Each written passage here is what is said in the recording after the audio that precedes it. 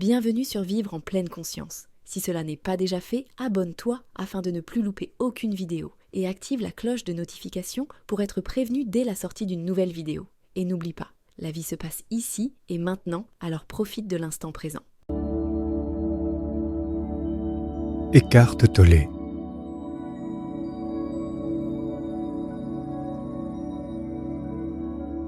L'art du calme intérieur.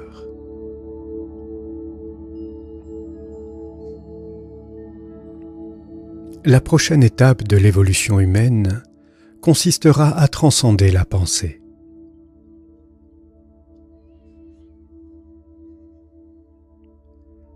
Chapitre 2. Au-delà du mental.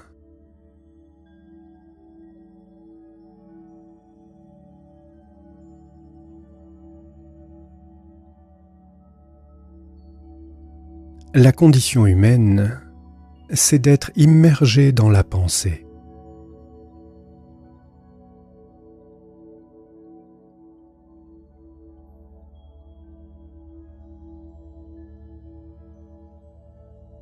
La plupart des gens restent toute leur vie prisonniers des limites de leurs pensées. Ils ne dépassent jamais un sentiment de soi personnalisé, construit par le mental et conditionné par le passé.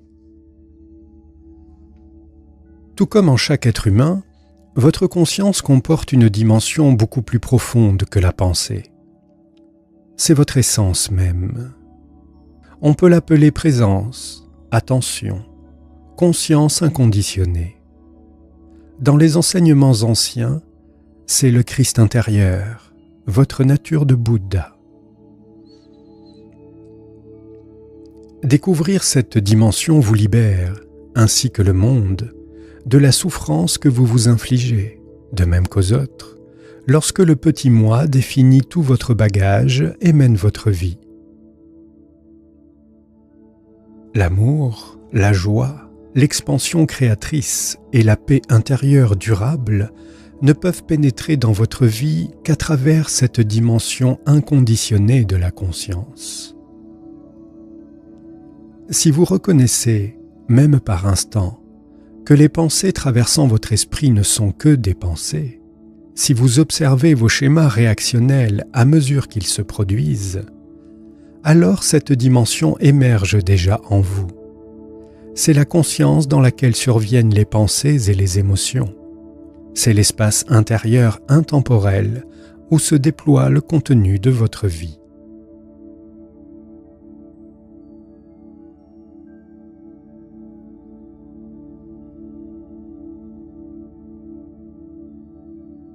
Le flux de la pensée a une force énorme qui peut aisément vous emporter.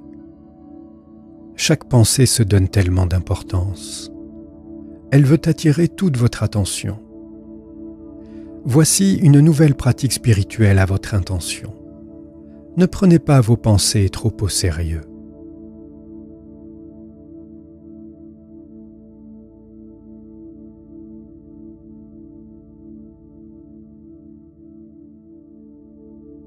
Comme il est facile de se prendre au piège de ses propres prisons conceptuelles. Le mental humain, dans son désir de connaître, de comprendre et de contrôler, prend ses opinions et points de vue pour la vérité. Il dit « c'est ainsi que cela fonctionne ». Vous devez dépasser la pensée pour vous apercevoir que, peu importe comment vous interprétez votre vie, celle d'un autre ou son comportement, et peu importe le jugement que vous portez sur une condition, ce n'est qu'un point de vue parmi maintes possibilités. Ce n'est qu'un amas de pensées. Mais la réalité est un ensemble unifié dans lequel tout est entrelacé, où rien n'existe en soi ni isolément. La pensée fait éclater la réalité. Elle la découpe en fragments conceptuels. Le mental, cet instrument utile et puissant, devient fort contraignant s'il s'empare totalement de votre vie, si vous ne voyez pas qu'il constitue un aspect négligeable de la conscience que vous êtes.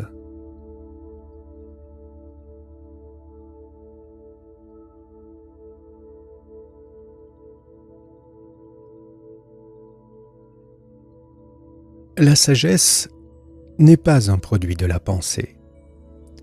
La profonde certitude qu'est la sagesse naît d'un simple geste, celui d'accorder toute votre attention à un être.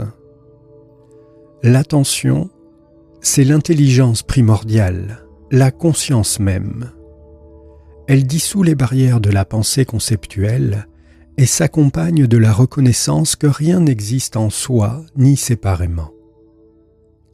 Elles font le sujet et l'objet de la perception en un champ de conscience unifié. Elle guérit la séparation. Chaque fois que vous êtes plongé dans la pensée compulsive, vous évitez ce qui est. Vous ne voulez pas être là où vous êtes, ici, maintenant.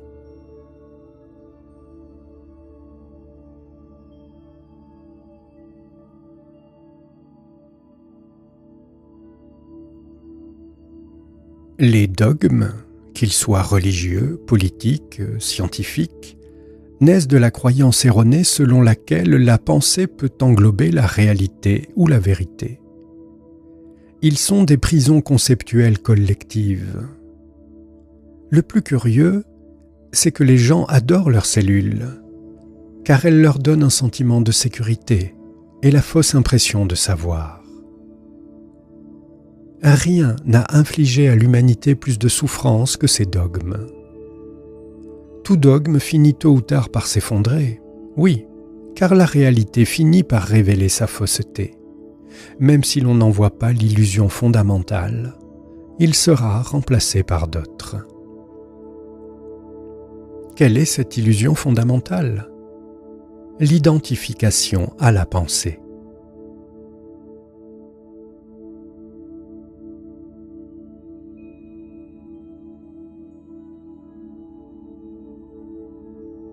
S'éveiller sur le plan spirituel, c'est s'éveiller du rêve de la pensée. Le domaine de la conscience est trop vaste pour être saisi par la pensée. Lorsque vous ne croyez plus tout ce que vous pensez, vous sortez de la pensée pour voir clairement que le penseur n'est pas votre être essentiel.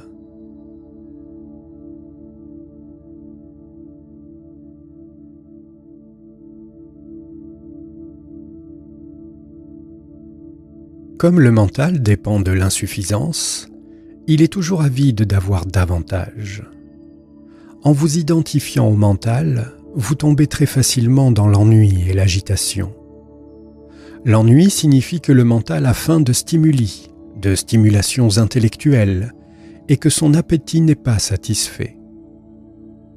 Lorsque vous vous ennuyez, vous pouvez satisfaire la faim du mental en ouvrant un magazine, en faisant un appel téléphonique, en allumant votre téléviseur, en naviguant sur le web, en vous rendant dans une boutique ou, ce qui n'est pas rare, en transférant sur le corps cette impression mentale de manque et ce besoin d'avoir plus que vous comblez brièvement par l'ingestion d'aliments. Vous pouvez rester dans l'ennui et l'impatience, tout en observant ce sentiment d'ennui et d'impatience. Lorsque vous portez votre conscience sur ce sentiment, il s'entoure soudainement d'espace et de calme, pour ainsi dire. D'abord un peu, puis, à mesure que grandit ce sentiment d'espace intérieur, l'ennui diminue en importance et en intensité. Ainsi, même l'ennui peut vous enseigner qui vous êtes et qui vous n'êtes pas. Vous découvrez que cette personne qui s'ennuie n'est pas votre nature essentielle. L'ennui n'est qu'un mouvement d'énergie conditionné qui vous habite. Vous n'êtes pas non plus cette personne en colère, triste ou craintive. L'ennui, la colère, la tristesse ou la peur ne sont pas à vous. Ils n'ont rien de personnel. Ce sont des états d'esprit. Ils vont et viennent. Rien de ce qui va et vient n'est vous. Je m'ennuie. Qui sait cela ? Je suis en colère, je suis triste, j'ai peur. Qui sait cela ? Vous êtes le fait de connaître et non l'état connu.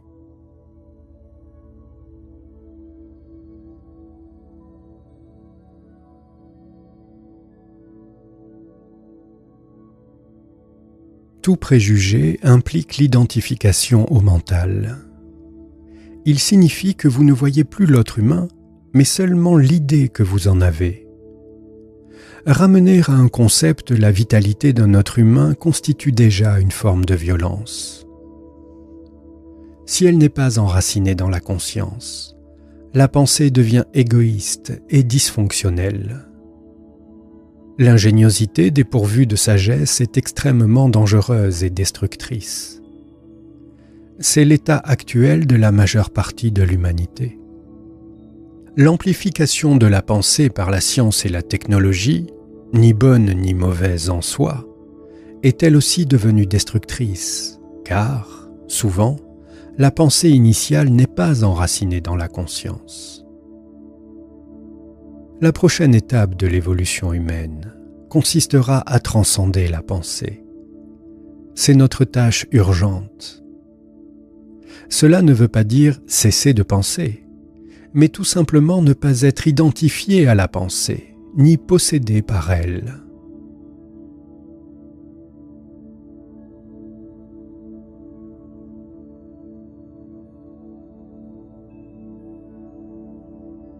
Sentez l'énergie de votre corps intérieur. Le bruit du mental ralentit alors ou cesse immédiatement. Sentez-la dans vos mains, vos pieds, votre abdomen, votre poitrine. Sentez la vie que vous êtes, la vie qui anime ce corps. Ce corps devient alors une ouverture. En quelque sorte, il donne accès à un sentiment plus profond de vitalité, sous les émotions fluctuantes et l'activité mentale. Il y a en vous une vitalité que vous pouvez sentir de tout votre être, et non uniquement dans la tête. Chaque cellule vit dans cette présence qui vous dispense de penser. Cet état n'exclut pas la pensée si elle est nécessaire à des fins pratiques. Le mental fonctionne encore, et d'une façon magnifique, quand l'intelligence supérieure que vous êtes l'utilise et s'exprime par lui.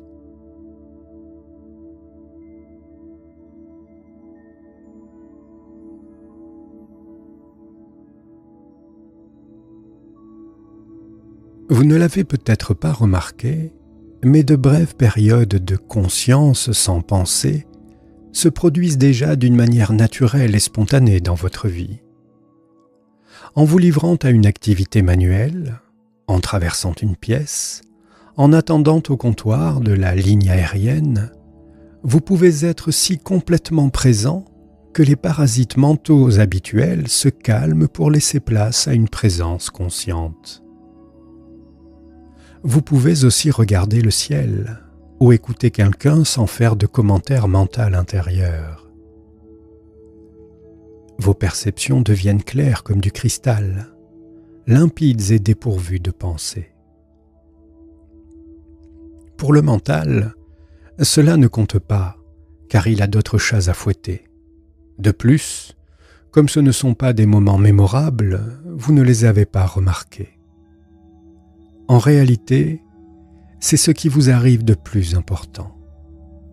C'est le début du passage de la pensée à la présence consciente.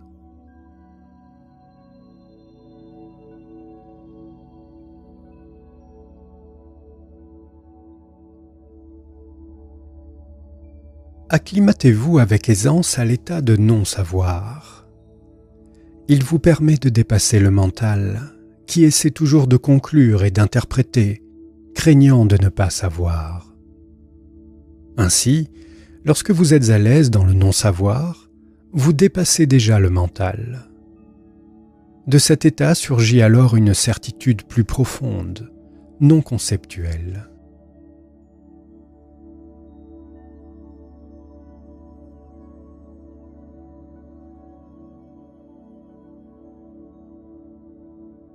La création artistique, le sport, la danse, l'enseignement, l'aide aux personnes, la maîtrise de n'importe quel champ d'activité implique que le mental n'est plus engagé, ou du moins qu'il occupe une place secondaire. Il devient une force et une intelligence plus grandes que vous, et pourtant essentiellement unies à vous. Il n'y a plus de processus décisionnel. La bonne action s'exerce spontanément, sans que vous en soyez l'acteur. La maîtrise de la vie est le contraire du contrôle. Vous vous alignez sur la conscience supérieure qui agit, parle, effectue le travail.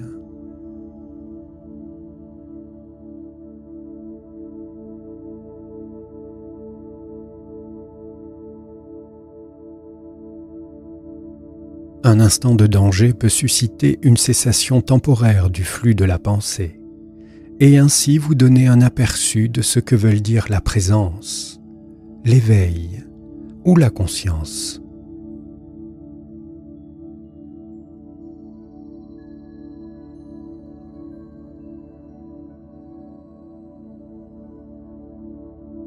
La vérité dépasse largement ce que le mental peut comprendre. Nulle pensée n'englobe la vérité. Au mieux, elle peut l'indiquer.